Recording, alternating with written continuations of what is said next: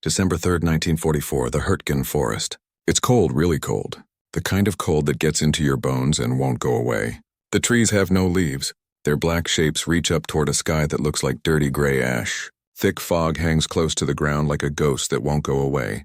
Somewhere far away, big guns boom with a steady beat like a giant's heartbeat. Inside an M4 Sherman tank parked behind a broken brick wall, a young gunner named Harlan Vickery looks through the eyepiece of his 75mm cannon. The tank's gun turret is not facing forward. It's turned 180 degrees, pointing backwards. His loader looks at him from the side and says quietly, "You're really doing this backwards setup thing, huh?" Harlan doesn't answer. His breath makes fog on the glass. His fingers grip the firing handle tightly. He's quiet, still listening. Then through the mist, a shape appears. It's a Panther tank, German heavy, deadly. 2 more tanks follow it, rolling slowly down a muddy path like they own the forest. Harlan breathes out. One shot. The 75mm round punches through the morning silence, and a second later, the lead Panther explodes in flames. The other 2 tanks stop confused. They weren't expecting a shot from behind a collapsed farmhouse. They weren't expecting a Sherman, and they sure weren't expecting a Sherman to be shooting from long distance. Inside the turret, the loader gasps. The commander shouts, "Holy hell, Vickery, you hit him clean!" But Harlan Vickery doesn't celebrate. He's already moving the turret, tracking the second tank. Because this isn't just luck. This is strategy. This is what happens when a farm boy from Kentucky rewrites the rules of tank warfare by turning his Sherman backwards and turning himself into a one-man sniper team. They laughed at him. They said it would never work until it did. And when the smoke finally cleared, the Germans weren't the only ones surprised. Before he became the man who surprised a German tank column in the heart of the Hürtgen Forest, Harlan Vickery was just another quiet kid from Whitley County, Kentucky. He wasn't tall. He wasn't loud. He didn't grow up around tanks or even cars. He grew up fixing tractors. His father ran a small farm. His mother was a schoolteacher. And like so many young men after Pearl Harbor, Harlan joined the United States Army because he felt it was the right thing to do. He never imagined he would end up in a Sherman tank, let alone controlling its gun in one of the most dangerous forests in Europe. Harlan trained at Fort Knox, Kentucky, where he was assigned to the Armored Division. His teachers noticed he had steady hands, sharp eyes, and a quiet way of thinking through problems that most recruits didn't have. While others fired by instinct, Harlan did math in his head. He measured distance. He watched wind. He calculated. Still no one noticed him. He wasn't the fastest. He wasn't the loudest. And in a war where big personalities often rose to the top, Harlan stayed in the shadows. Until he got to Europe. By the time his unit landed in France in August 1944, the war had shifted. The Americans had broken out of Normandy. The Allies were pushing east, driving the Germans back toward their own border. But now came the hard part, pushing through terrain that heavily favored defense. Hills, dense forests, narrow roads, ambush country. That's where the M4 Sherman tank came in. The M4 was America's main battle tank. More than 49,000 of them were built during the war, making it one of the most produced tanks in history. But the Sherman had problems, serious ones. Its 75mm gun struggled to punch through German armor at long distance. Its armor was thin compared to the German Panther and Tiger tanks. In direct combat, Shermans were often outgunned and outmatched. Soldiers joked that it was a Ronson, named after the cigarette lighter because it lit up the first time every time. Still, the Sherman had advantages. It was fast, easy to repair, and when used smartly, especially in coordinated groups, it could overwhelm the enemy. But it required tactics, and it required soldiers willing to think differently. That's where Harlan came in. After 2 months of fights and close calls, his tank crew had developed a bond. His commander was Staff Sergeant Gene Corbin, a loud-talking Chicago native who didn't much care for theory. "Keep it simple," Corbin used to say. "Drive, shoot, survive." But Harlan was starting to think survival wasn't going to come from driving and shooting. It was going to come from surprise, from thinking like the enemy, from doing something no one else dared to do. So one night, while cleaning the gun after a long day's patrol, Harlan brought it up. "What if," he asked, "we set up the Sherman in reverse?" The loader, Private First Class Mike Rizzo, laughed. "You mean shoot backwards?" "No," Harlan said. "I mean park it facing away from the road. Rotate the turret 180 degrees. Use the rear to face the enemy. That way, we can back into a position, fire, and pull forward to retreat. We lower our profile, stay hidden, and we can strike first. Corbin stared at him for a long moment, then shook his head. That's the dumbest thing I've heard all day, he said. But Harlan wasn't joking. He was already planning how to make it work. At first, no one took Harlan seriously. The idea of turning the turret backwards, of using a Sherman tank like a sniper rifle, was laughable to most of the crew. They called it hillbilly logic. They said he was trying to fight tanks like a squirrel hunts deer, sitting still and waiting for something too big to miss. Sergeant Corbin, the tank commander, made it clear. This isn't the kind of war where you get to sit back and aim pretty. You see a panther, you shoot fast or you're dead faster. But Harlan didn't back down. He kept thinking, kept drawing sketches, kept running math in his notebook. Elevation angles, shell drop over distance, estimated armor thickness at different angles. He studied the capabilities of the 75mm M3 gun on the Sherman, especially when firing the high-velocity armor-piercing rounds known as HVAP. These rounds could punch through up to 120 millimeters of armor at 500 yards, but their power dropped sharply with distance. If he was going to snipe, he had to choose his angles perfectly. So he looked for cover, for high ground, for tree lines, for clearings where German tanks might cross in single file. Unaware of a Sherman hidden in the woods, turret pointed like a coiled snake. Still, no one approved his setup until one afternoon in mid-November. The forest was soaked from days of rain. Mud clung to boots like quicksand. The unit had been shelled every morning for a week. The men were exhausted, cold, and constantly on edge. That day, a nearby tank crew had been ambushed while turning a corner near the village of Wassenack.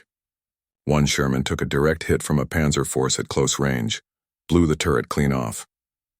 There was nothing left to bury. That night, Harlan made his move. He asked Rizzo, the loader, to help him run a private test. They snuck out early the next morning during a patrol assignment. Instead of taking the usual forward position, Harlan had them pull back into a patch of trees overlooking a small field, the kind the Germans often used to move armor around. He rotated the turret backwards, adjusted elevation, and waited. Nothing happened for hours, just wind, rain, and the occasional crack of small arms fire in the distance. But then through the fog, movement. Not tanks, just a pair of German motorcycles scouting. Still, Harlan tracked them through the gun sight, following their lazy path across the clearing. He didn't fire. It wasn't worth revealing the position. But something clicked. The shot was there. He could have taken it. They returned to camp without incident. Corbin scolded him for breaking from orders, but Harlan didn't argue. He knew what he'd seen. He knew it could work. The next day, everything changed. A single German tank, most likely a lone Panther, was spotted near the ridge just west of Schmidt. It had been bothering supply lines, firing from long distance and disappearing before American units could respond. Artillery couldn't pin it down. Air support wasn't available, so Corbin, half-joking, turned to Harlan. "You still think that squirrel tactic of yours works?" Harlan nodded. "Then get up there and prove it." They gave him one shot. One chance. Harlan chose a position near a clearing off the call trail, a muddy, narrow road used by both American infantry and armor to reach Schmidt. He reversed the Sherman into the brush, turret facing out, and waited. The fog rolled in thick. Visibility dropped to less than 100 yards, and then it happened. A Panther rolled into view, just the tip of the turret slicing through the fog like a shark's fin. Harlan didn't wait for it to clear fully. He adjusted, took a breath, and fired. The 75mm round screamed through the trees and struck true. The explosion lit up the fog like lightning. Flames licked upward. A German crewman scrambled out, trailing smoke. Then another. Then silence. The kill was confirmed. Long range, first shot, turret backwards. No one laughed anymore. That one shot didn't just take out a tank. It rewrote what a Sherman could be. And for Harlan Vickery, it was only the beginning. The Hürtgen Forest wasn't just a battlefield. It was a meat grinder, stretching across 50 square miles of dense, tangled woods near the German border. It was where American dreams of a quick victory went to die. Fog mines, artillery so constant it became part of the air. More than 33,000 American casualties would be recorded in that forest, more than at the Battle of the Bulge. And in November of 1944, Harlan Vickery and his crew were thrown right into it. Orders came down. Hold the call trail and push toward the town of Schmidt. It was a narrow road, little more than a muddy scar winding through ravines and hills. The enemy had the high ground. Trees were wired with booby traps. German 88mm guns were zeroed in on the trail's bends, and somewhere out there, the remaining Panthers and Jagdpanzers waited like wolves in the fog. It was hell on earth. Every corner, Harlan would later write in a letter home, felt like a death sentence. You didn't know if the next step would be mud or a mine. Their Sherman C-113 was battered but operational. Corbin was tense, always checking maps. Rizzo, the loader, stopped cracking jokes. And Harlan, he grew silent, focused. He wasn't afraid. He was preparing, because this time he had a plan. The success of his backward shot wasn't luck. He'd studied the terrain, calculated the shot, chosen his angle with intent. Now he wanted to push the tactic further, not just one ambush, but a full sniper setup. His idea was to find a bottleneck, a spot where German tanks would have to slow down, turn, or expose their flanks. He found it near the ridge above the WWII Creek. The terrain there dipped sharply, creating a natural funnel. To pass through, enemy armor would need to turn and cross exposed ground. Harlan proposed setting up in a camouflaged position near the tree line. Turret reversed. Hull slightly angled to protect their weaker rear armor. It wasn't standard doctrine, but it wasn't mutiny either. Corbin hesitated. "This is a Sherman, Vickery, not a rifle on treads." "I know," Harlan replied. "But if we try to fight them head-on, they'll slice us in half." After hours of tense discussion, Corbin relented. "One chance. You miss, we're running." They moved into position before dawn. The forest was dead silent. The only sound, the distant drip of water and the occasional snap of a frozen branch. They parked C-113 in a dip behind a pile of fallen trees. Vickery aligned the 75mm gun toward the clearing, calculating the angle for when the enemy crested the hill. And then they waited. Hours passed. The fog thickened. Then, movement. It began with a low rumble, deep and mechanical. Then the crunch of treads, one tank, then two, then three. Panthers, exactly as he'd predicted. They emerged from the tree line like predators, sleek, dark, deadly. The lead tank paused to scan the area, its turret rotating slowly. Just a few more feet and it would expose its side plate, the weakest part of the armor. Harlan didn't breathe. He didn't speak. He adjusted his sights with the precision of a surgeon. "Target locked," he whispered. He fired. The Sherman rocked back with the recoil. The shell sliced through the fog and struck the Panther's side with a deafening clang, followed by an eruption of flame. The turret blew upward. The tank staggered. Black smoke shot skyward. The other two Panthers slammed their turrets to the left, searching for the source. But Harlan was already moving. He had Rizzo reload, adjusted the sights, and fired again. The second shot struck the ground near the second tank, sending up dirt and smoke. The third Panther opened fire, but too late. Corbin floored the engine, pulling the Sherman forward out of its hidden spot and behind a tree-covered embankment. 2 hits. 1 confirmed kill, and the Panthers were now firing blindly into fog. It was chaos, Corbin radioed in. Enemy armor engaged. 1 confirmed destroyed. Vickery sniper setup is working. I repeat, working. The reply from headquarters was disbelief. But it didn't matter. The tanks were retreating. The shot that rang out through the fog didn't just destroy a Panther. It shattered the myth that Shermans couldn't win unless they swarmed. Because one man had just outgunned 3 enemies using a tactic no manual ever taught. And the forest, soaked in death and silence, was now witness to something it had never seen before. A Sherman sniper. From theory to legend, word of the shot spread faster than the fog could settle. Within hours, other tank crews were talking about it over cold rations and smokes. "Did you hear about Vickery?" one gunner whispered. "Took out a Panther from cover backwards." Most didn't believe it. Some said it was dumb luck. Others said it was a fluke. But by the next morning, the kill had been confirmed by a reconnaissance patrol.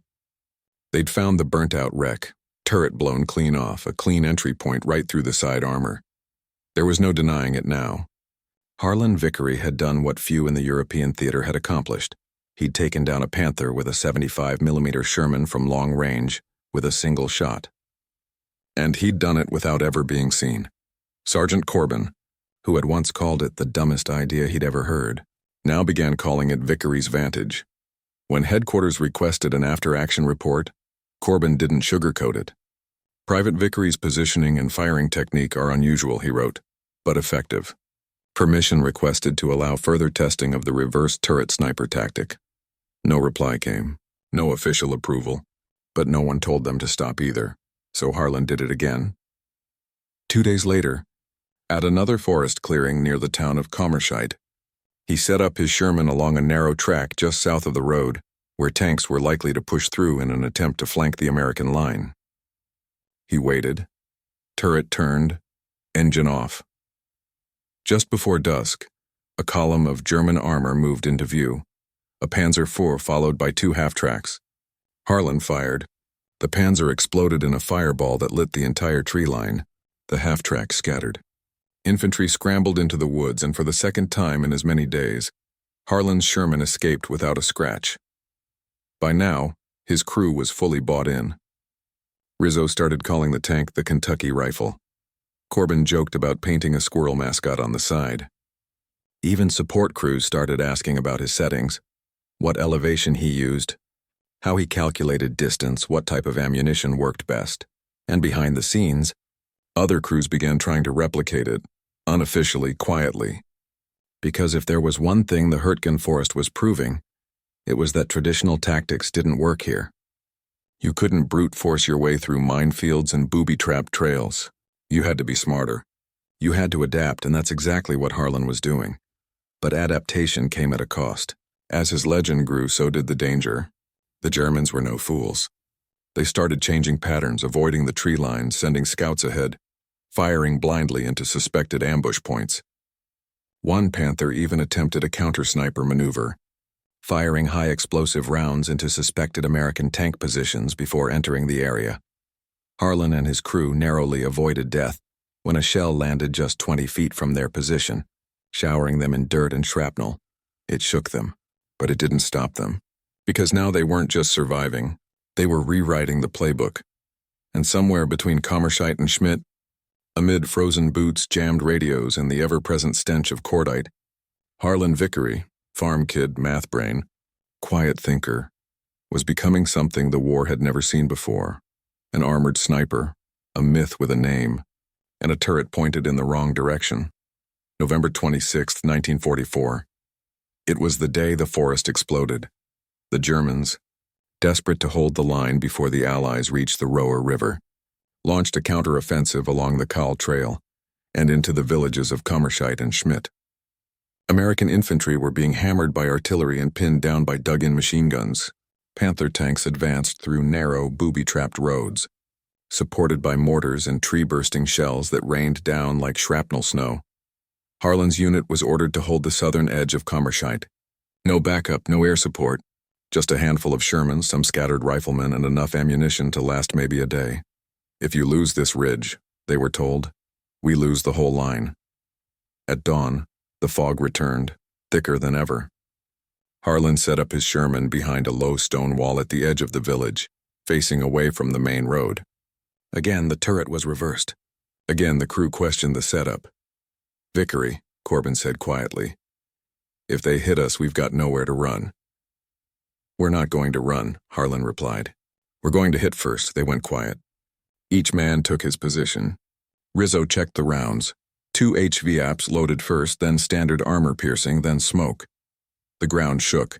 German Panthers rolled in, 3 of them, supported by infantry. Their formation was tight, efficient. They had likely studied American movement and expected frontal resistance. But they weren't expecting Harlan's backward turret aimed from the flank. The first tank crossed into view. Harlan adjusted for distance, 700 yards. The fog shifted just enough to give him a silhouette. He fired. The shell struck low, hit the drive sprocket. The Panther stopped cold, its mobility gone. Flames burst from underneath. But now the second tank opened fire toward the direction of the blast. Debris flew. Trees shattered. The Sherman rocked as a shell detonated behind them. Harlan shouted, "Reload!" Rizzo slammed the next HVAP round into place. Harlan aimed again, this time for the turret ring of the second tank. He fired. The round punched through. The turret lifted a full 2 feet from the hull before fire consumed the crew compartment. The tank shuddered, then collapsed inward like a dying animal. Then came the third. It saw them. Its gun turned slow, deliberate, deadly. Harlan screamed, "Move!" Corbin gunned the engine, but the tracks caught in the mud. The turret of the third Panther locked on. Then, just as the German tank was about to fire, boom! A shell from another Sherman, an American Sherman, struck it from the opposite side. Reinforcements had arrived, drawn by the smoke and radio chatter. The third Panther tried to pivot but was caught in a crossfire. It exploded in a column of smoke and steel. The battlefield went quiet. 3 Panthers, all destroyed. And Harlan's Sherman, scratched, shaken, scorched, was still standing. They pulled back behind the ridge as medics moved in and infantry pushed forward. Harlan sat in silence, his hands trembling for the first time. "You all right?" Rizzo asked. Harlan nodded. "Yeah, just thinking." "About what?" "That was the shot I was afraid of," he said. "The one where you're already dead before you fire." But he had fired, and he'd won. The shot through the fog had been theory. The shot under fire, that was proof. That day, officers began calling Harlan's tactics long gun doctrine. Some wanted to write it up. Others didn't know what to make of it. But among the tank crews, those who fought, froze, and bled in the forest, Harlan Vickery's name started to mean something. Not just skill, not just survival, but courage to do the opposite of what fear demanded. In war, legends spread fast, but trust spread slower. After Kammerscheid, tank crews across the 20th Armored Division started whispering about Vickery's method. A few tried it. Most didn't, not because they doubted the kill counts. Those were real, but because they feared the setup. It ran counter to everything they'd been taught. Tank doctrine said to face forward, charge with strength, fire, maneuver, and stay mobile. What Harlan was doing, reversing into position, sitting still, turret turned backward, felt suicidal. Against German 88mm guns, one misstep could turn a tank crew into ashes, but the numbers were creeping in. In 3 confirmed engagements using the backward setup, Harlan's crew had destroyed 5 German tanks, including 2 Panthers and a Panzer IV, without taking a single hit to the hull. Officers started asking questions, not just about Harlan, but about doctrine itself. Could Sherman tanks, long mocked as inferior, actually outperform expectations through smarter positioning? Could a single well-placed gunner, thinking more like a sniper than a tanker, shift the odds in these deadly forests? Harlan didn't care about the debate. He cared about the men inside the tank. He cared about staying alive. And most of all, he cared about not wasting shots. He told a junior crew one night over cold stew, "You don't fire unless you're sure. Every shell costs more than metal. It costs time, noise, and your position. So you wait. You breathe. You think." That's what made Harlan different. Other gunners shot by instinct. Harlan shot by thought, but with fame came friction. One senior officer, Colonel Bennett, dismissed the tactic entirely. "Turning your turret backwards is a great way to die looking the wrong way," he said in a briefing. "This war is about mobility, not hiding like a coward in the brush." When Harlan heard that, he didn't get angry. He just replied, "With all due respect, sir, cowards don't sit still when Panthers roll into view." The room went silent. Corbin backed him. So did 2 other tank commanders who'd seen the results firsthand. And slowly, piece by piece, the brass began to allow for situational flexibility in armor engagements. Unofficial language that gave crews the green light to copy what Harlan had created. By December, at least 4 other crews in the division had begun using modified versions of the backward sniper setup. 2 scored confirmed tank kills. 1 crew in the 77th Tank Battalion credited the tactic with saving their lives during an ambush west of Hürtgen. They used a downed barn as cover, reversed their turret, waited, and nailed a Jagdpanzer as it crept past. Unofficially, they named their tank the Vickery Special. But for Harlan, it wasn't about recognition. It never was. He still cleaned his cannon barrel by hand every night. He still wrote in a battered notebook, tracking each shot, its angle, and its result. And every time they moved to a new position, he scouted the land like a chessboard, looking for fields of fire, blind spots, escape routes. He had become more than a gunner. He was a tactician. And in a war where lives were measured in inches and seconds, that made him dangerous, not just to the enemy, but to old ideas. because the boy from Kentucky was doing more than killing tanks. He was changing the way American armor thought. By now, Harlan Vickery was known across the battalion, not just as a good shot, but as something else entirely, a quiet force, a thinker in a world of noise. But behind every legend, there's a cost. December rolled in hard. Snow began to blanket the forest. The cold wasn't just physical, it was spiritual. Morale dipped. The fighting dragged on. The mud froze into jagged ice. Frostbite claimed fingers, feet, entire limbs. Even the Panthers began to stall from engine failures in the sub-zero temperatures. C-113, Harlan's Sherman, was now covered in dents, soot, and the smoke stains of past battles. They never painted it clean again. The scars became part of it, like a warning or a promise. Harlan changed too. He no longer flinched at the sound of incoming artillery. He barely blinked when shrapnel tore through the bark of a nearby tree. But what did shake him? What stayed with him was the silence that came after a shot. The knowing. The moment between the kill and the next breath, when he'd realized that another crew, men like him, would never climb out of that burning metal box. He wrote to his mother, "I don't know how to feel anymore. Every shot I make saves us, but every shot I make also means someone else's son doesn't go home. Sometimes I can still see the hatch opening just before the fire catches." Rizzo stopped joking altogether. Corbin grew more protective, refusing to take unnecessary risks. And Harlan began carrying with him a photo of his younger sister, Layla, 8 years old, hair in braids, smiling in front of the same tractor he used to repair back in Kentucky.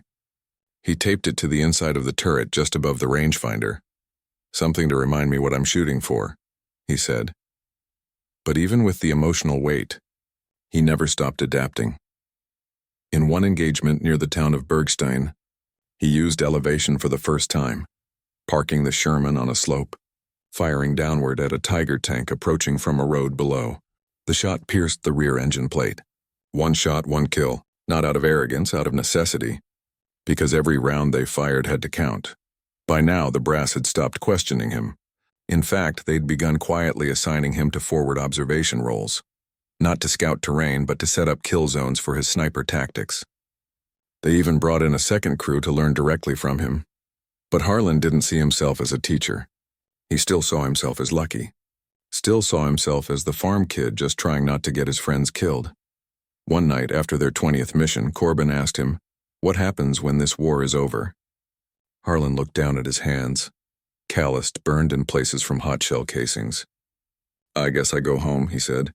"Fix tractors again. Maybe teach my sister how to drive." And for a moment it was quiet in the tank. No shells, no radio. Just the wind through the trees and the memory of a boy who rewrote the rules. Not to be a hero, but to bring himself and his brothers home. When the snow finally melted over the shattered branches of the Hürtgen Forest, it revealed more than shell craters and burnt-out tanks. It revealed the ghosts of a doctrine undone, torn not by firepower but by thought. Among those ghosts was the legacy of one young man, Harlan Vickery. He didn't change the war with rank or command. He had no battalion under his name, no patented tactic, no battlefield named after him. But what he did have was something far rarer, a mind that refused to accept the way things had always been done. The official reports never used his name. They referenced innovative turret positioning, nonlinear tank deployment, or asymmetric armor utilization. But the crews who came back alive didn't care for language like that. They just said, "He showed us we could fight smarter." By early January 1945, Harlan's tactics had spread beyond rumor. Some commanders quietly instructed crews to scout like snipers, to treat terrain as cover, to fire not first but best. And yet, Harlan wasn't there to see it. After a third near miss, a shell that killed the crew of the Sherman beside his, he requested to be rotated out. Not because he was scared, but because he'd seen too many good men die just inches away. He had proven what he came to prove. So they let him go. When he stepped off the train back in Kentucky in the spring of '45, no one saluted. No one cheered. His little sister ran up and hugged him. His father handed him a wrench. His mother set another plate at the table. And that, Harlan always said, was the best kind of welcome. He never built a career out of what he did. Never wrote a book. never called himself a sniper. But if you drove by the Vickery place in the 60s, you might have seen an old war shell on the mantel, polished, empty, harmless, and if you'd asked about it, he'd smile and say, "That's the one that let me come home." It's easy, in hindsight, to glorify war through numbers, tanks built, battles won, enemies defeated. But stories like Harlan Vickery's remind us that war is not about volume. It's about decisions, micro-decisions, quiet, calculated risks made by men no one notices until it's too late to forget them. Harlan didn't win through firepower. He won through a refusal to accept the obvious. He asked a question that nobody else had the courage or foolishness to ask. What if I turn the turret around? And in that question lived the seed of everything that followed. Lives saved, minds changed, and a new way of thinking born not from a textbook, but from the gut of a scared young man in a steel box.